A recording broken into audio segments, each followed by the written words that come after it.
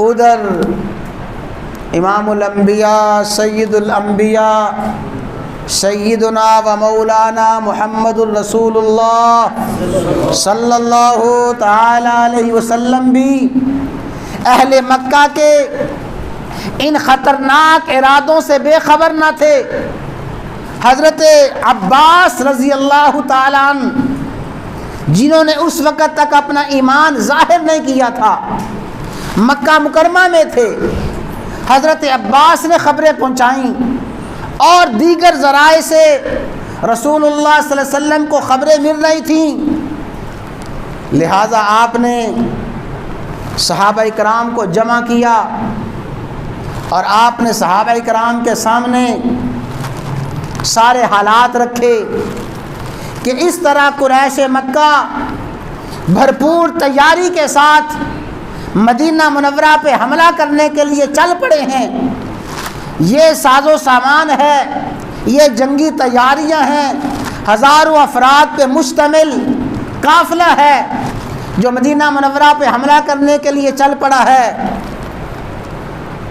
اس موقع پہ رسول اللہ صلی اللہ علیہ وسلم نے صحابہ کرام کے سامنے اپنی چند خواب بیان فرمائی اور آپ نے خود ہی تعبیر بھی ارشاد فرمائی۔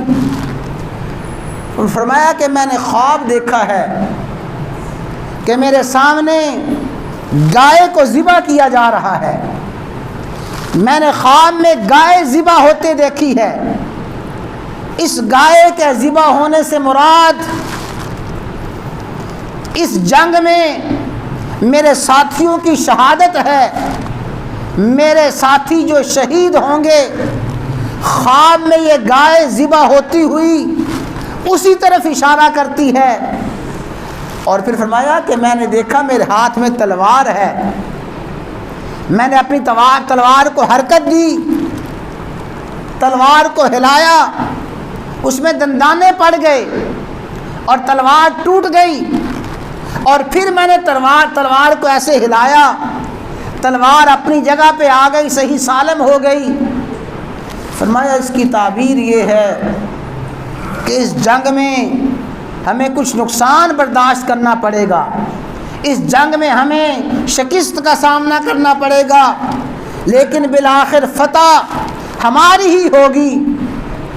اور تیسرا فرمایا کہ میں نے دیکھا کہ میں نے ایک مضبوط زرہ پہنی ہوئی ہے اور اس مضبوط زرہ میں میں نے اپنا ہاتھ ڈالا ہوا ہے، میرا ہاتھ ایک مضبوط زرہ میں ہے۔ مضبوط زرہ سے مراد مدینہ منورہ ہے، اور مدینہ منورہ میں جو میں نے ہاتھ ڈالا ہوا ہے یہ گویا مدینہ منورہ میں حفاظت کی طرف اشارہ ہے کہ مدینہ منورہ میں ہماری حفاظت ہوگی۔ رسول اللہ صلی اللہ علیہ وسلم نے یہ تینوں خواب بیان فرمائے،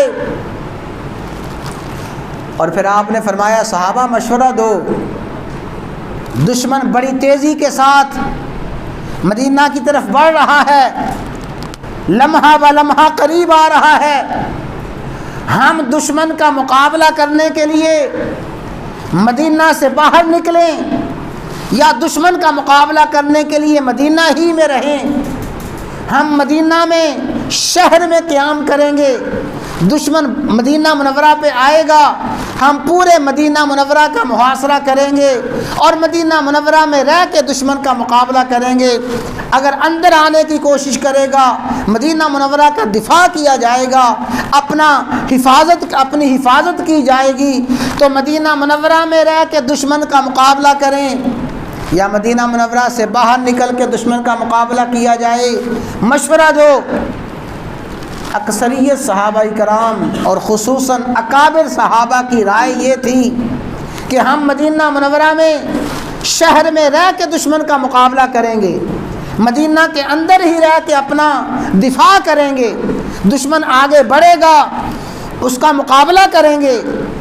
رسول اللہ صلی اللہ علیہ وسلم کا اپنا ارادہ اور آپ کی اپنی منشا بھی یہ تھی کہ مدینہ شہر میں رہا جائے، لیکن جب نوجوان صحابہ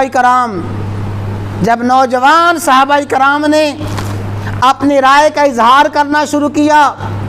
سیدنا امیر حمزہ رضی اللہ تعالیٰ عنہ، سیدنا سعد بن عبادہ رضی اللہ تعالیٰ عنہ اور بڑے بڑے صحابہ، نوجوان صحابہ عرض کرتے ہیں یا رسول اللہ صلی اللہ علیہ وسلم، کیا ہم حق پہ نہیں ہیں؟ کیا ہم سچ پہ نہیں ہیں؟ دشمن یہ سمجھے گا کہ شاید ہم ان سے ڈر گئے ہیں اور ہم ڈر کے مدینہ منورہ کے اندر بیٹھ گئے ہیں۔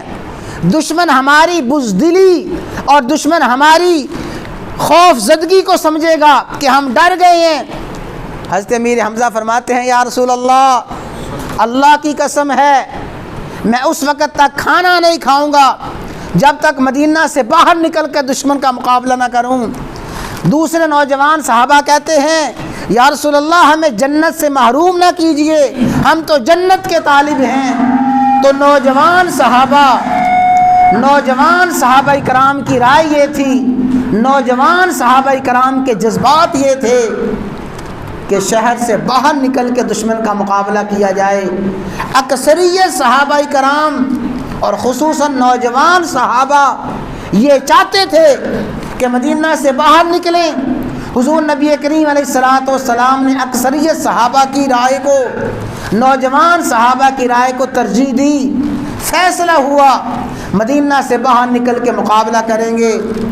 رسول اللہ صلی اللہ علیہ وسلم اپنے جانثاروں کو لے کے اسی شوال کے مہینہ میں میدان احد کی طرف اور جبل احد کی طرف چل پڑے۔ آپ میدان احد کی طرف جا رہے ہیں، بڑی توجہ کے ساتھ سنیں۔